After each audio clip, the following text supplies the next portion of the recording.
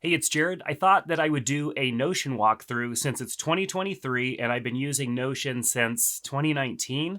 And what I've been utilizing Notion for has changed drastically over the years. Notion has become for me a tool that I used, of course, to organize my life and my work life and everything that I need to get done. But it's also kind of a living, breathing thing where I'm constantly making changes and updating the way that I do things as I realize that changes need to be made. Sometimes you get down a road and you've been putting content and working in a certain way, and you realize that that's not sustainable and you need to pivot. And that's been kind of the story of my life, but definitely my Notion journey as well. So let's take a look at what I'm currently utilizing in Notion at the start of 2023. You can see my dashboard right here, which is a pretty simple dashboard. Those of you that have been following me and my Notion stuff for a while know that I'm not all about those frills and making my Notion dashboards and everything look all fancy and distracting. I'm not about that. I want the information, I want easy access to it, and I don't want anything to get in the way. So this is my dashboard right now. It's messy, it's not clean, but it gets the job done and it has what I need most of the time. So there's a favorite section. I'm probably going to build like a couple of blocks up top that actually link to other areas because I realized having like a slim section on the left-hand side, which is typically what I had been doing. You can see in my notebook, I usually would have like this index over here on the side. That doesn't work too well on mobile devices. And so I have to think about how to set up a Notion page that's also going to be responsive for the different size of devices that I use. Right now, I'm on an iPad in landscape mode, which essentially gives me the same view as I would have on my computer. But if I rotated this into portrait or I went over to my iPhone, then this is going to look fine. Having full width is going to look great. Another option that I've messed around with is having two columns instead of just one big column. But sometimes that gets messed up in mobile view as well. So what I have here is my tasks and interactions, and I can toggle between these two. I have two different views.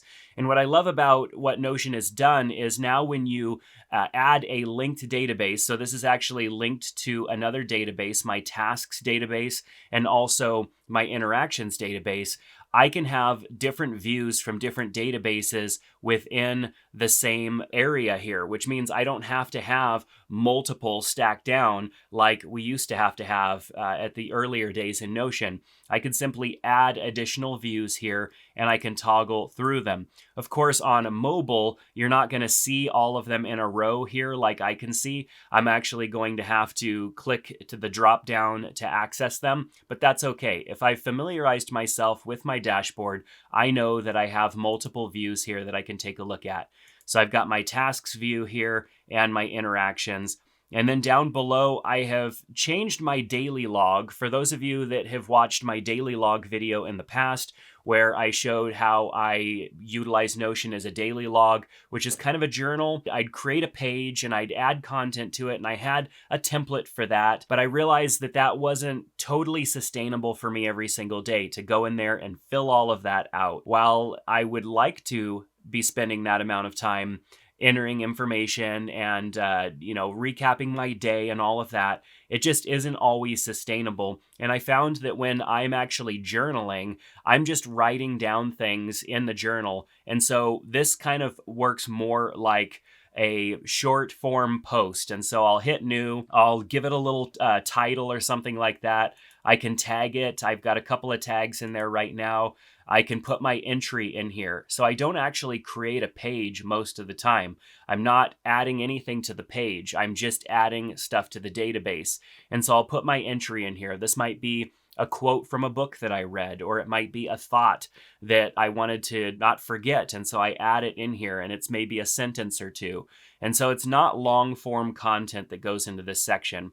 And then there's also a file as well. So if I am going to add an entry, and perhaps that entry is something that I wrote down earlier, I can actually take a picture of my journal and attach the file there. I can attach an image to it if an image makes sense, or maybe it's a quote from a book. I can take a picture of that quote as well and put it in here. So there's a section for files, and that's something that I've just recently started, and I'm working on trying to get better at utilizing that as opposed to my notebook, which has become just a big mess. I mean, this notebook is one database that has multiple sections. And so each of these here are individual pages that link into a specific segment of my notebook. And it's just become a lot. And I don't know if that's a sustainable way to move forward. So I'm taking a break from my notebook and I'm utilizing this like short form way of posting different things in this kind of daily log here. And I think that that might be a little bit better for me. Of course, if I'm looking for anything, I can use Notion search. If I'm trying to find something around a certain time frame, I could sort by day and stuff like that. There are ways to get to the content there, but it's not going to get buried in some random notebook that has too many categories that I'm dumping all of my information. I think that having one place for everything in a database was a little much. I need to spread out my databases a little bit while not getting too many databases. I feel like there's some sort of happy medium in there somewhere. Now, the area that I've been spending a lot of time is in my fitness tracker. I started the year desiring to start running. I spend a lot of time walking. I'll walk on the treadmill, I'll go for a walk and stuff like that. But I've always struggled at running. And so my desire was to start running. And I've been utilizing Zwift on my iPad, and I've been running, utilizing that app, and I've been logging all of that in Notion. So this is another database right here that I set up that has the date, because sometimes I might forget to do my entry until the next day. So I can't just use the automated date that is applied whenever I create a new entry. I put the date in there as the title. I choose the activity. I'll put in the active calories that my Apple Watch tracked for the day, the amount of steps when I do a run. And so this isn't total time for the day or total miles for the day. It's just the time that I spent running. And I've been tracking that time as well because I want to improve my pace. I want to get faster. And so you can see that I have these here. My pace is a formula that's automatically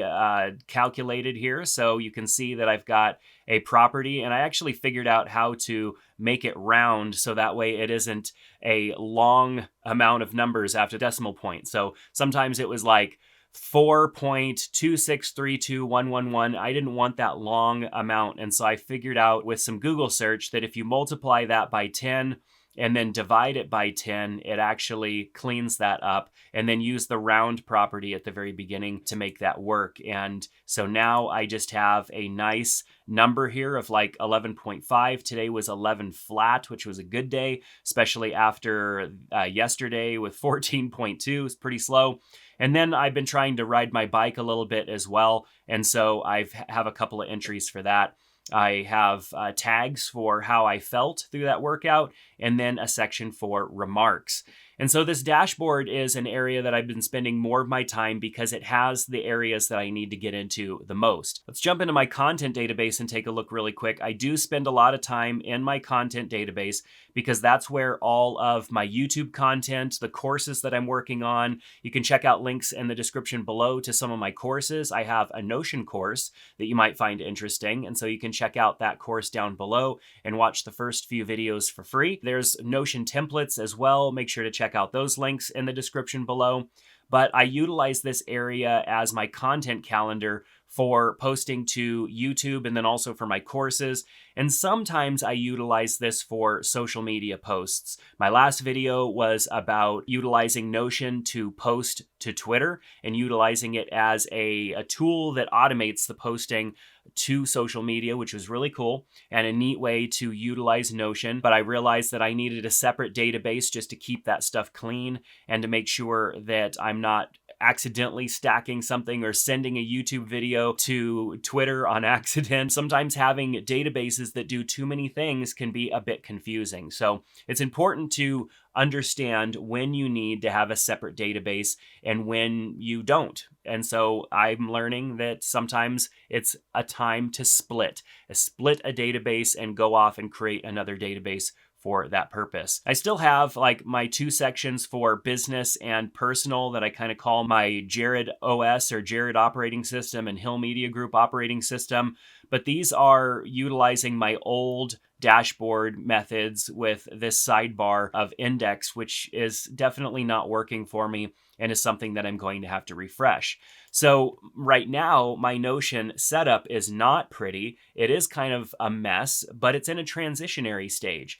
I'm getting more effective with what I'm doing because I'm spending time understanding how I'm utilizing Notion. I'm notating and remembering when I have pain points and why those pain points happened so that I can make corrections in my Notion setup. I want this to be sustainable for myself, and I don't want to be chasing tools around all the time. So it's important for me to recognize when I'm getting bogged down by one of my systems and when I need to make changes to that system so that I can improve my process. It's an ongoing thing, and I could come back in another month and probably have multiple changes made to my setup. But that's what progress takes. It takes looking at what you're doing, understanding if there are any pain points there, and improving. So I hope that you found this short look through my Notion setup useful. There's definitely some other areas that I jump into from time to time, but for the most part, I'm in my dashboard, I'm in my content database, and I'm occasionally jumping into other sections as well. That's going to do it for this video. Thanks so much for checking it out. Make sure to give it a thumbs up, subscribe to the channel, and check out those links in the description below. We'll see you next time.